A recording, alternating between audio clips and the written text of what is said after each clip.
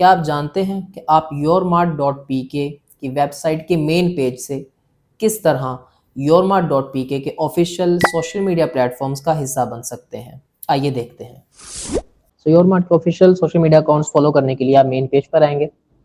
Corner right पर आप Facebook पर क्लिक करेंगे तो योरमार्ट की ऑफिशियल फेसबुक ओपन हो जाएगी।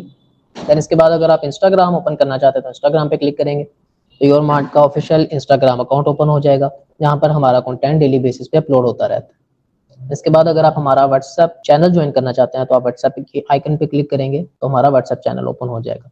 एंड अगर आप वेबसाइट को स्क्रॉल करेंगे तो लास्ट पर भी हमारे यही सोशल मीडिया अकाउंट्स दिए गए हैं, जहाँ पर हमारा व्हाट्सएप चैनल लिंक भी दिया गया है, जिसे आप स्कैन करके चैनल ज्वाइन कर सकते हैं। आज के लिए इतना ही। मिलते हैं नेक्स्ट वीडियो में एक नए फीचर के साथ। तब तक के लिए अपना ख्याल रखिएगा। अल्लाह हाफिज़।